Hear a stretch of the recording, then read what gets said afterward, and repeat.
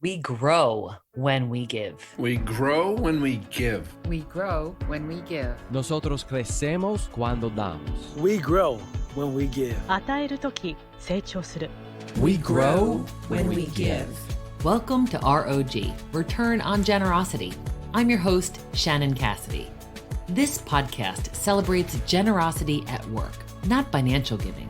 Giving valuable time, mutual respect, alternative perspectives, and genuine collaboration. My guest today is global executive leadership coach and group engagement expert and entrepreneur. Nicky Westhead is the founder of a global leadership and consulting firm, Arloesan, which means pioneer and trailblazer in Welsh. She blends 30 years of diverse and international business experience with her professional certified and organizational leadership coaching and charter psychology.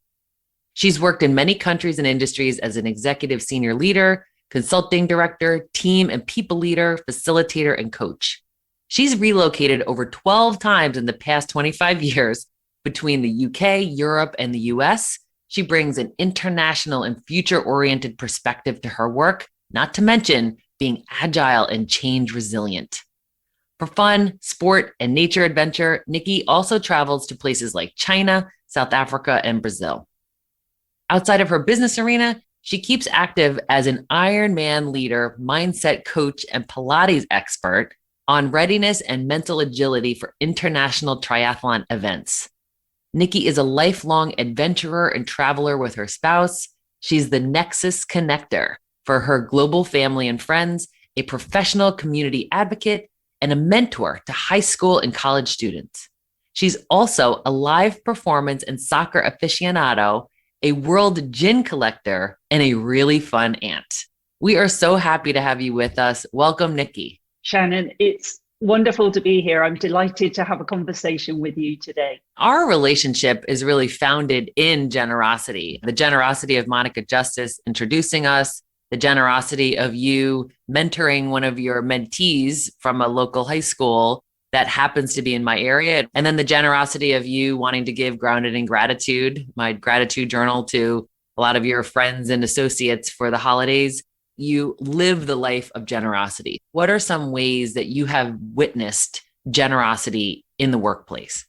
So I'm going to take you back sort of 25 plus years ago in my early career in the UK. So I was a business psychologist working in British Telecom, and I saw and I also experienced a lot of developing and mentoring people in different stages of their career.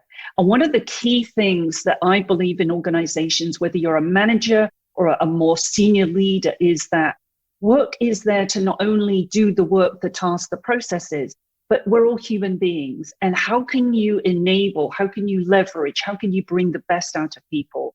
And I both experienced people mentoring me actively in the early years of my career in order to be able to work with senior leaders and teams. But I've also done that myself, where I've seen someone who needed that extra support or insight into the dynamics of an organization.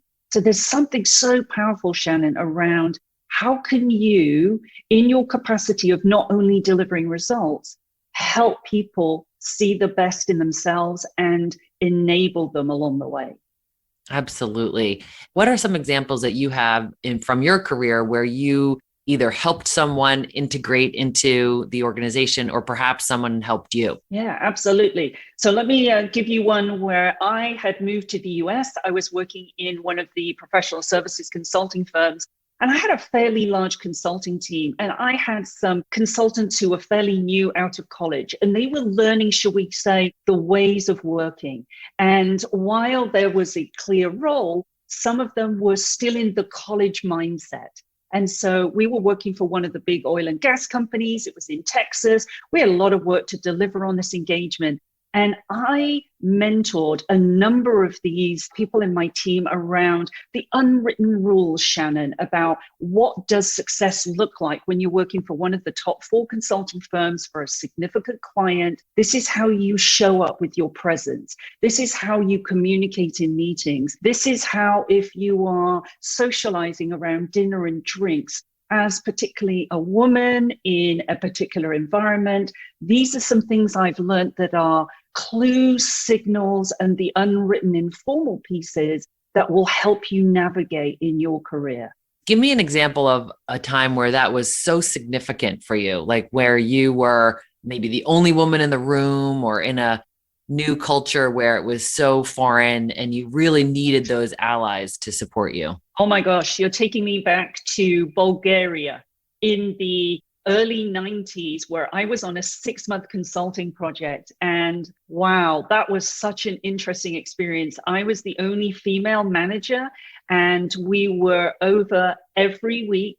We would fly back from London, and it was such an interesting environment. So number one, imagine this. I'm staying in a hotel where I don't see any other business women. That was one thing for me. Secondly, we would go to the organization, and it was in the telecoms and the postal services. And again, I only saw women who were interpreters. So every day I conducted business that was not in my own language. I had such great advice from some senior consulting managers about how I could best navigate this. And so it really helped me dramatically accelerate how I was performing when I was in this country. It was totally new to me. And I'll give you a funny story. One of the things about the language translation is that they did not call me Nicky or Miss Westhead. They actually called me Mr. Westhead, because in their vocabulary or their vernacular in the business world, you were a mister. I look back, particularly in those formative career opportunities and projects, especially when I was traveling to different countries. And again, another one, I spent a month in India working for a global healthcare tech company. And my boss, who was the global HR lead, she gave me great advice about how to be well positioned within the culture and how to understand the norms. And so for me, generosity has a cultural application. It may show up in different shapes and forms. It may not look the same way that it does here in North America. It may not look the same as it's in the UK, but it shows up in different ways. Yeah, I think that's so important to recognize that when people believe in you and want you to be successful, they invest their own knowledge, wisdom, experience in you and do their best to help prepare you and set you up for perhaps unexpected circumstances so that you can still be present and focused and bring your full potential, but not be distracted by those unexpected circumstances. That's really an important thing to acknowledge. So mentoring is a big part of your life, Nicky. That's something that you deliberately invest your time and talent into. Tell me more about why mentoring is so important to you. So one of the things about my career and my experiences is that I have both had people seek me out to mentor. And I go back to the early days when my father was able, when he worked for Shell Oil in the UK, to give me some early opportunities to be mentored by people that he knew. And so I believe that first initial experience has created in me just a spirit of, I want to give back to others as others gave to me. And I think it's so important to be able to kind of read people and look for the clues on the radar, whether it's people at work, it's people that you connect to when you walk in the door. I'm such a big believer, Shannon, in pay attention to the people who are in the reception of an office, or the people who are there serving you lunch, or are within the cafeteria restaurant environment, or maybe they're the UPS delivery drivers. Whoever it is, I believe it's so important to give opportunities to people as people have given to me. And, in my role, I'm a business psychologist, I'm an executive leadership coach, I team coach as well. I'm about growth and potential. And for me, you can do that in so many ways. And one of the best parts is do it in unexpected ways. Do it in ways that surprise people, rather than thank you for doing the job of, say, delivering my gifts. Thank you for bringing, XYZ project into land. Do the unexpected. Yes, that is great advice. That unexpected, not doing it for anything in return, just to delight and surprise people. So I can imagine with your level of creativity and innovation, you do this in ways that will be so inspiring to us. Could you provide an example or two of those little moments that you just wanted to delight someone and recognize them? Yeah, I had a fairly large team of nearly 20 people. One of the things I used to do was pay attention to the little informal things that they would share. And I used to have a little notepad on my phone of, oh, here's some things that they're interested in, or they like this about animals, or this kind of activity is important to them. And I would gift them for their birthdays or surprise them on a Friday. And I would call out, we've had 2-3 birthdays this month. Everybody is finishing up at 1:00. You have no meetings. Let's just surprise them and give them the Friday afternoon off. Or another way to do it, again, when I think about when you're in leadership positions, you have the chance to do things that many people who are more junior to you don't.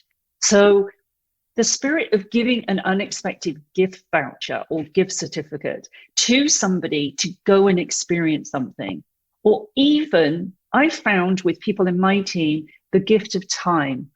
Take them out for lunch. It doesn't have to be extravagant. It could be a coffee chat. It could be an afternoon chat.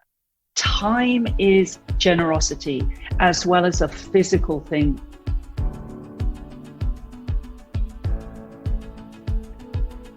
When we come back, Nicky will share more ideas about how to be generous at work and in life.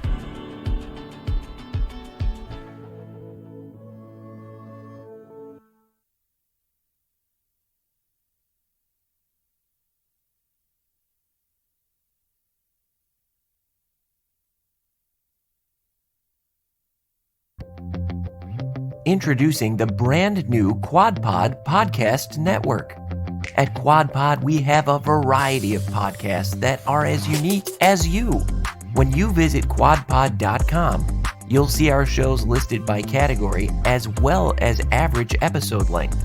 Find a new podcast at QODPOD.com, the QuadPod Podcast Network. That's QODPOD.com.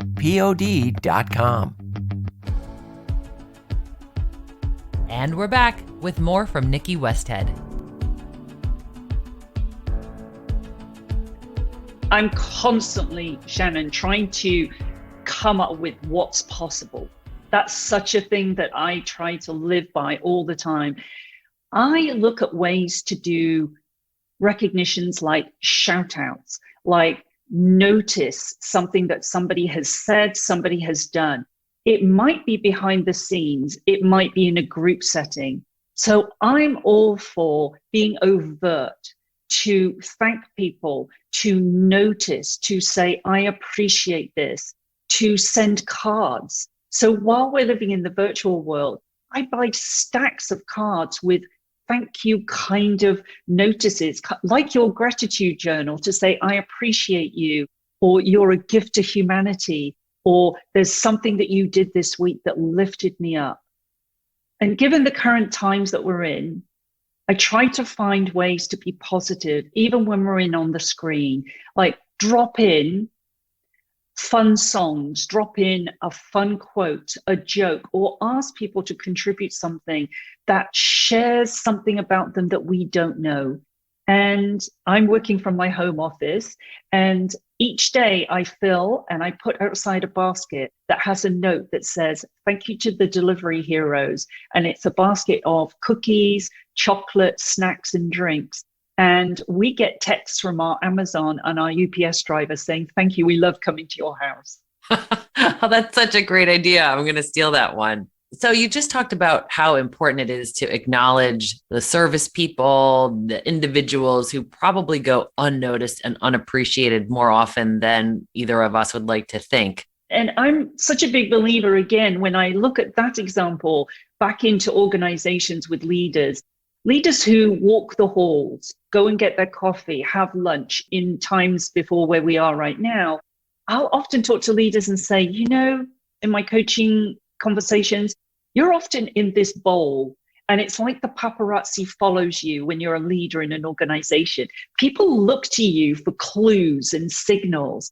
And I'll often challenge leaders to say, how can you appreciate people? How can you give back to people, even in those impromptu, informal moments? Is it you share a coffee in the kitchen area? Is it you walk to the parking area with somebody and have a chat? You could make that day of that person because you're a senior leader that they only get to see maybe on a screen or in a conference room. But that to me is about engagement and inclusion. Mm-hmm. Absolutely. That it's all about people.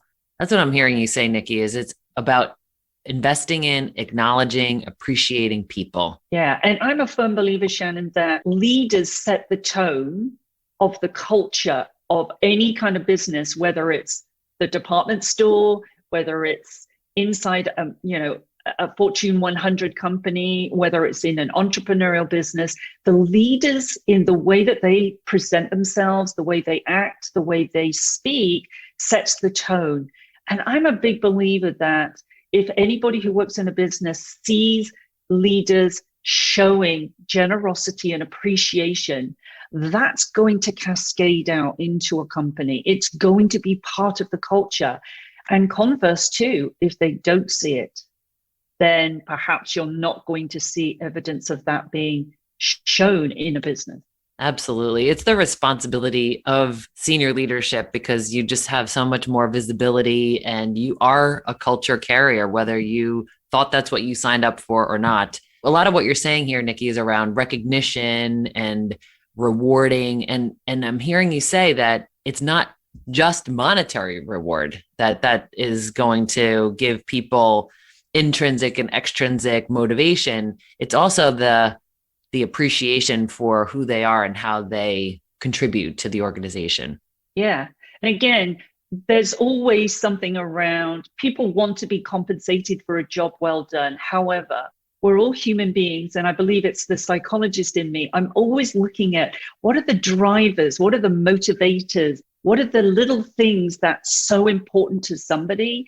If you can pay attention to that, that's worth their weight in gold for that person, because that shows that you cared, you've paid attention, and you've done something about it. People remember the best people that they worked with, the managers, the leaders, the peers, the colleagues, etc. And often it's not because of a particular piece of work, but it's how they made you feel and the experience that you had when you were with them, or the stories that they told. I'm a big one for storytelling, and I coach a lot of leaders about what's the future story you can tell in a year's time about how you have navigated and managed and led whatever business you're in through this pandemic. And telling a future story gives hope and positivity to people. And right now, I think that's an act of generosity to help people look ahead to something that's different to what we're all experiencing. Yeah, I think that gives a lot of meaning and intentionality in how we're managing things right now. So starting with that end in mind and saying, how do I want to impact how people feel or what we end up doing or how innovative we become or how well we manage through this time of uncertainty and difficulty, because everybody's struggling. One of the things I have been doing is talking to a lot of people who maybe have been through war times, big crises, etc.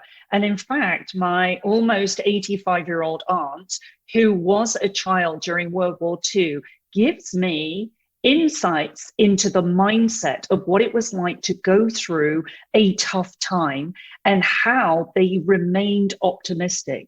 And I've read quite a lot of articles, Shannon, about how people who, during war times, those who survived and were the most optimistic coming out of it were those that were telling future stories, who wanted to put themselves into a better place. It gave them hope, it gave them energy, and it boosts resilience. Oh, what a genius thing to do, Nicky, to reach out to people who have been through really difficult times and say, what were some tools and resources that you believe helped you to not just get through it, but to be even stronger because of it? This is an opportunity, if we look at it that way, to strengthen and to practice different muscles for how we are resilient, adaptable, innovative, creative, generous. And again, when I think back to any role that a leader has in an organization, I would like to see more of them being evaluated, measured, recognize themselves in whatever way that they manage performance around what are they contributing to the growth of others? How are they demonstrating generosity, appreciation? And how, as an organization, does that become part of the culture rather than metrics that focus on financials or delivery of certain projects or programs or products? I would love to see more of that, because right now, leaders have such an important role to bring people on a journey, and that journey has to be valued. Yes. And I love your idea of making it a measurable competency, like a KPI, a key performance indicator. How do we make investing in others a norm and an expectation so that it's not just special for a select few, but it's something that is highly encouraged, it's recognized and appreciated. I would put this in the category of emotional intelligence. Has many strands to it, where you might see, empathy, you might see active listening. But wow, imagine this, Shannon, if leaders were measured and rewarded on their emotional intelligence, their empathy skills, their acts and their demonstrations of generosity, and maybe also how they create the cultures that embody this and promote this over and above perhaps delivering on the strategic plan or coming in under budget. Imagine that if that was one of the top 7 leadership competencies for 2022. In several of your examples, you've alluded to feedback. How do you see feedback working most effectively, and what is the role of feedback in a really healthy organization? Feedback is so incredibly important as a continuous dialogue versus an annual or biannual process. So many organizations stay in a more rigid structure about giving people feedback on their performance, their behavior, whether they're meeting the role expectations or not, in a structured way. I believe, and having been inside organizations where I've been in leadership development roles, HR roles, I've been in consulting roles, and I've worked with so many companies, the best organizations weave in feedback in a fluid, dynamic, it's a continuous. So if I'm giving somebody feedback, don't wait 3 months. Give somebody feedback whether they're doing it well, whether they need to do something differently, or perhaps you need to recontract or reframe the expectations. Timeliness is a gift. And I believe most people go to work with positive intent, and they want to grow, they want to do their best, they want to do better. And by not sharing and giving the feedback, you're doing that person a disservice. So you're being disgenerous. Absolutely. What are ways that you coach your clients on how to give effective feedback?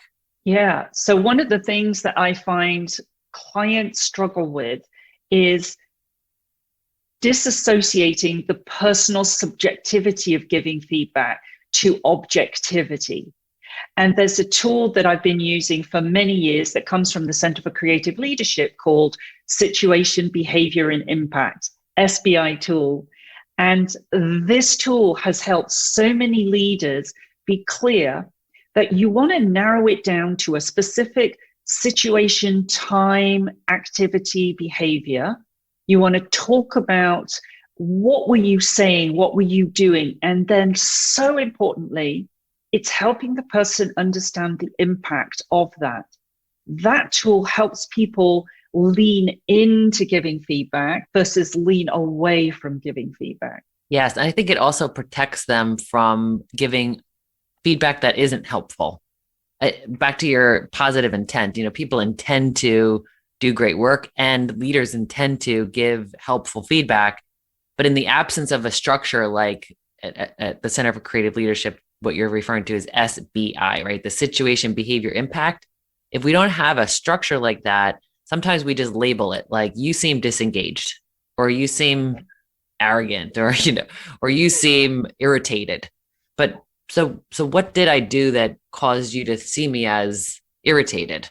That would be more helpful, because then I can go, oh, okay, I can see that from your perspective. The power, I believe, is in the impact piece. People have their own lens. They have their own framing on how they see something. So if you have somebody in your team that's late every month for the team meeting by 15 minutes, in their mind, they may see that that's okay. They don't see that that's a big deal because you've started the meeting and everything's going on. When you explain the impact of it, that others are wondering, why is this person allowed to be late? Here's the impact on us. We have to restart. We have to regroup. We have to sort of reset a little bit, which sets back everybody's day. It's about illuminating to somebody, helping them see it from others' lens and perspective, which is what we do often in coaching. It helps the person shape and do things differently. That's about learning, and that's about application. And whether you're a leader, a manager, or even a peer and a colleague, I believe everybody has the responsibility when they're working together to give each other feedback, because that's how we learn as human beings. We don't learn by just doing and doing and doing. We learn by stopping, reflecting, picking out what we could do differently, as well as continuing the things that we do well. Oh, so well said. Great words of advice to do for ourselves, to seek feedback, and to be willing to provide it for others. Nicky, thank you for being the light you are in the world, for the friend you are to me and all of those who have the privilege of knowing you. Thank you for investing your time and insight to help us to consider how well we're being generous in our own workplaces, how we could do this better, differently. How can we encourage and inspire others? And that whole leaning in, taking a risk, getting all in, going to those edges, and really making a huge contribution. Thank you for being who you are. Thank you, Shannon. It has been a wonderful journey to go on with you, and I've been thrilled to share it.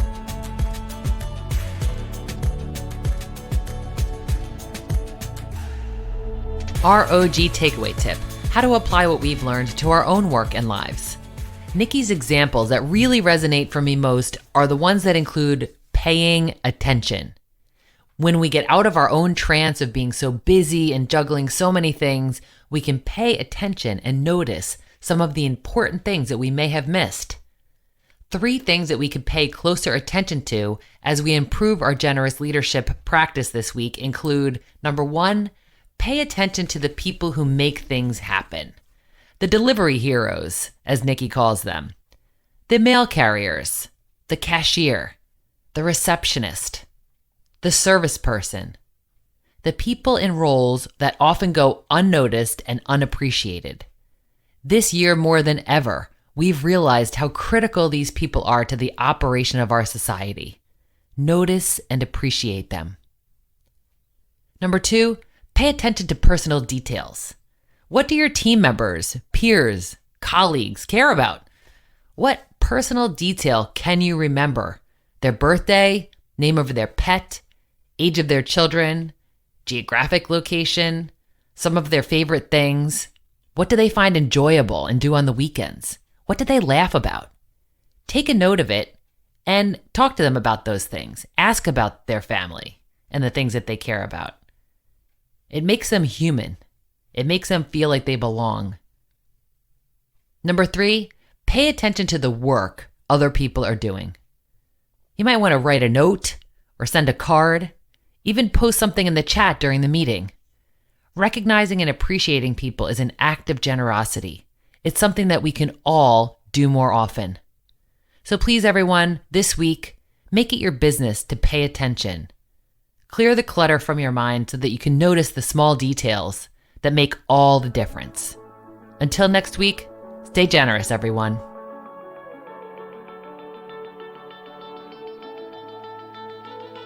Thanks for listening to ROG, Return on Generosity Podcast. Please help us grow by subscribing and reviewing us on your favorite podcast player. And for more information, visit bridgebetween.com. We grow when we give. 우리는 나누면서 성숙합니다. We grow when we give. On rayonne quand on donne. We grow when we give.